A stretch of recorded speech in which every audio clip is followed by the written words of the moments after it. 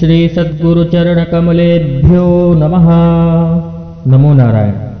प्रिय दर्शकों, स्वागत है आपका हमारे YouTube चैनल कल्याण कर्म पर। हमारा विषय चल रहा है ज्योतिष।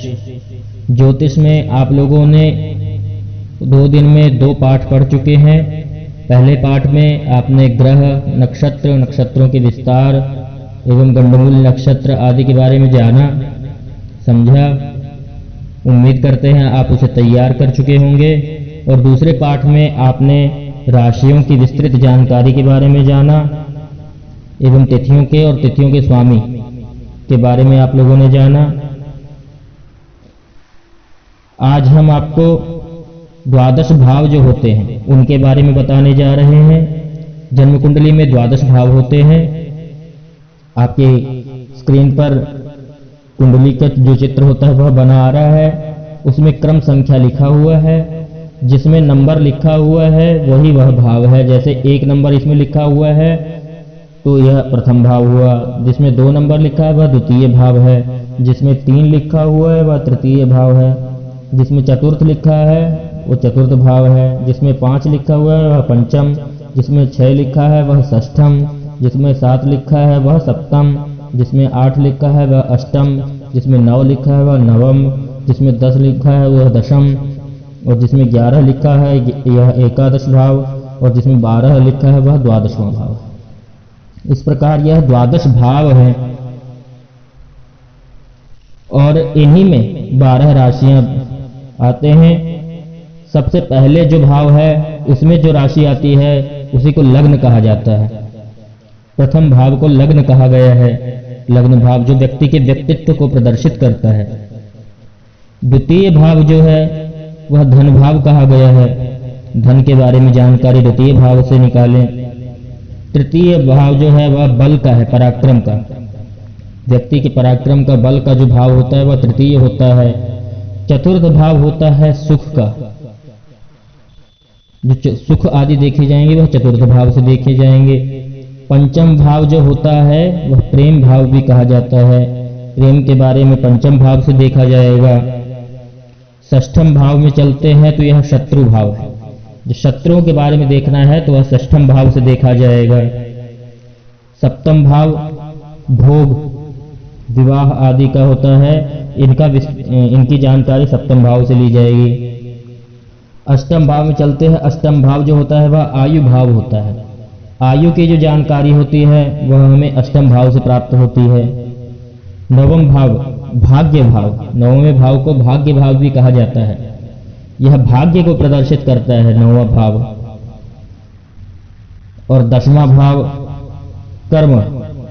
कर्म जो है भाव वह है 10वां भाव। एकादश भाव लाभ स्थान है, लाभ। और द्वादश स्थान व्यय, हानि। इस प्रकार ये द्वादश भाव है। और किसके कारक हैं वह भी आपने जाना कि प्रथम भाव से आपके व्यक्तित्व को जाना जाएगा। द्वितीय भाव से धन के बारे में, तृतीय से बल के बारे में, चतुर्थ से सुख के बारे में, पंचम से प्रेम, विद्या आदि के बारे में, षष्ठम से शत्रु के बारे में, सप्तम भाव से भोग, विवाह आदि, अष्टम से आयु के बारे में, नवम से भाग्य, दशम से कर्म, एकादश से लाभ और द्वादश भाव से हानि, व्यय। इसके बारे में आप जानेंगे। ये थे द्वादश भाव और इनके भाव कारक। अब इनमें केंद्र स्थान होते हैं, त्रिषडाय स्थान होते हैं, त्रिकोण स्थान होते हैं, त्रिक भाव होते हैं। इनके बारे में जानते हैं। ये शुभ और अशुभ होते हैं। जैसे सबसे पहले बात कर लेते हैं केंद्र भाव की। केंद्र भाव होता है प्रथम भाव, चतुर्थ भाव, सप्तम भाव और दशम भाव। इनको केंद्र भाव कहा गया है।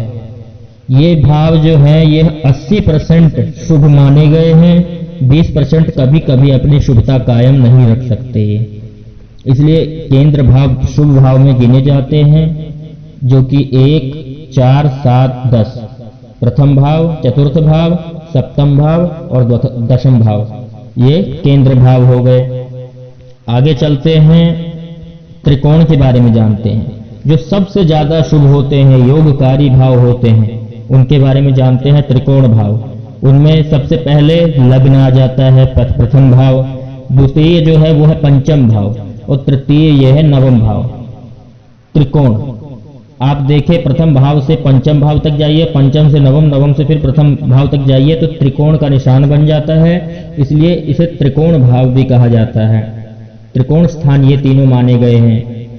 इन त्रिकोण स्थान में जो भी ग्रह बैठते हैं वह अत्यंत शुभ माने गए हैं, क्योंकि यह शुभ स्थान है। पूरी कुंडली में यदि सबसे शुभ स्थान कोई होता है तो यह त्रिकोण भाव ही होते हैं, जो अत्यंत योगकारी होते हैं, अर्थात शुभ फलदायी होते हैं।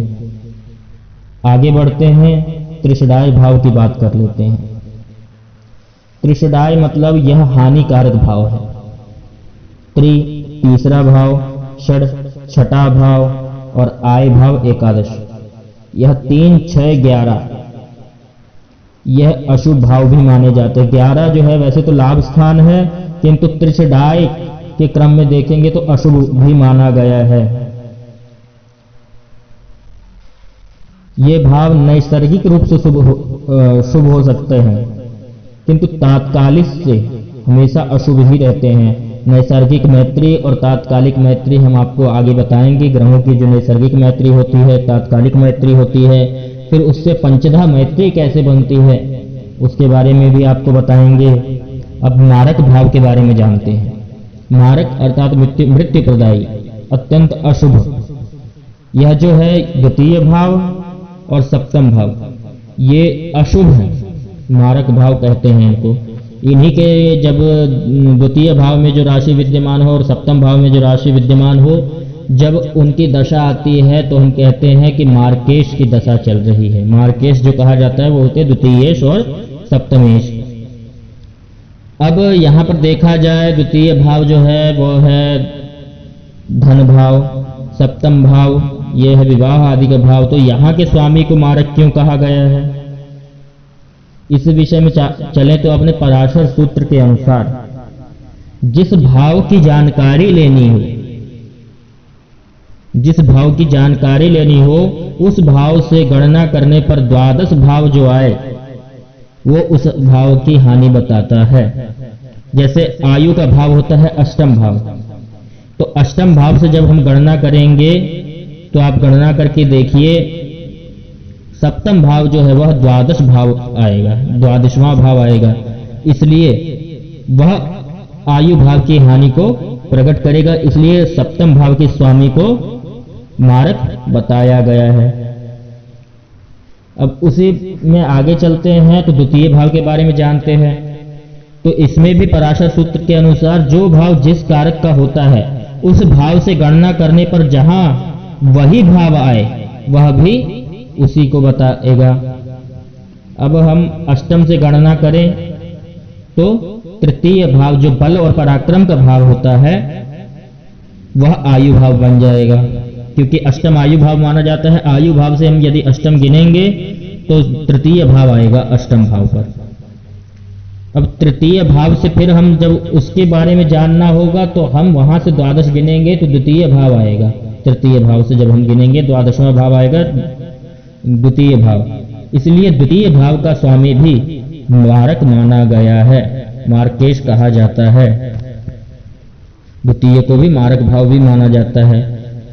तो जिनके भी द्वितीय भाव में जो राशि विद्यमान हो उसके स्वामी की, और जो सप्तम भाव का स्वामी है उसके स्वामी की महादशांतर प्रत्यंतर आदि दशाओं में जब उनकी दशा आएगी तो वे मारक कहे जाते हैं। उनमें व्यक्ति को सावधान रहना चाहिए।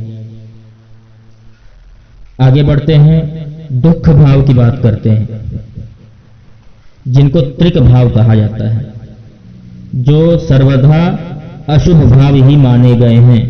वो है दुख भाव 6, 8, 12 अर्थात छठा भाव, अष्टम भाव और द्वादश भाव। ये जो है ये तीनों अशुभ भाव माने गए हैं। आप देखिए, आपके जो कारक बताए हैं उसमें भी देखिए, छठा भाव शत्रु भाव, अष्टम भाव जो है आयु का है, आयु की हानि करने वाला, आयु की हानि होगी या लाभ होगा उसका ज्ञात भी होगा।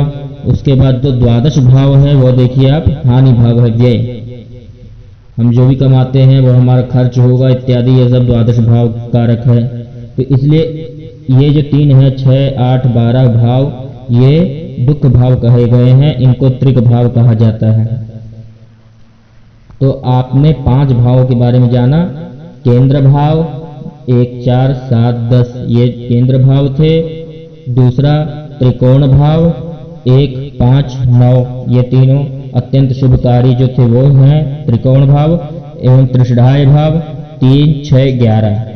तीसरा भाव छठा भाव और 11वां भाव ये अशुभ भाव थे।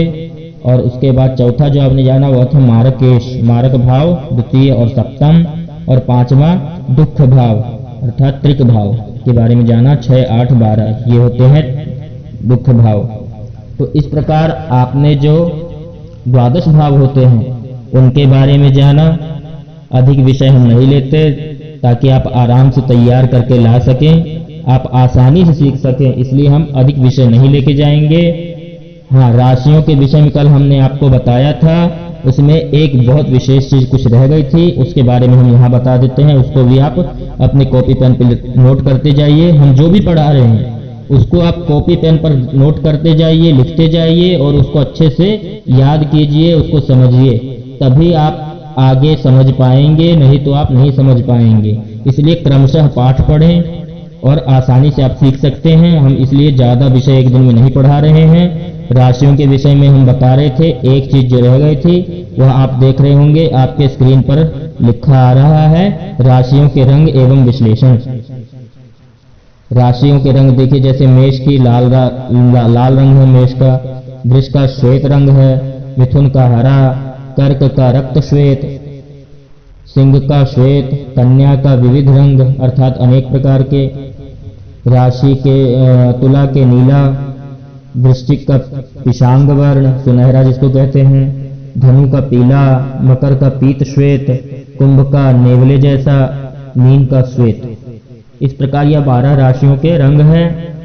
ये इसलिए आपको बताए जा रहे हैं क्योंकि जिसका जो लग्न होगा, जन्म के समय जिसका जो लग्न है उसका उसी राशि के जो रंग है वही उसके लिए उत्तम रंग माना गया, उसके लिए शुभ रंग माना जाएगा। इसलिए उनकी भी आवश्यकता आपको फलित में पड़ेगी। तो आज आपने भावों की विस्तृत जानकारी को समझा, राशियों की जो कुछ अधूरी रह गई थी उसके बारे में भी आपने जाना। वीडियो आपको पसंद आया हो तो कृपया लाइक कर दीजिए और शेयर भी कीजिए ताकि अन्य आपके मित्रगण भी इसका लाभ ले सकें। और अगर आपने अभी तक हमारा चैनल सब्सक्राइब नहीं किया है तो कृपया सब्सक्राइब कर लीजिए, क्योंकि आप आसानी से बहुत ही शीघ्रता से ज्योतिष सीख जाएंगे और हम कोई भी वीडियो डालें तो आपके पास आ जाए, आप आसानी से ज्योतिष सीख सकें। इसलिए आपको सब्सक्राइब करना अनिवार्य है और बेल आइकन दबा दीजिए ताकि नोटिफिकेशन आपके पास आता रहे। आज हमने पाठ संख्या 3 में भावों के बारे में जाना। कल हम आगे का विषय चौथे पाठ में जानेंगे। तब तक के लिए धन्यवाद। जय श्री राम।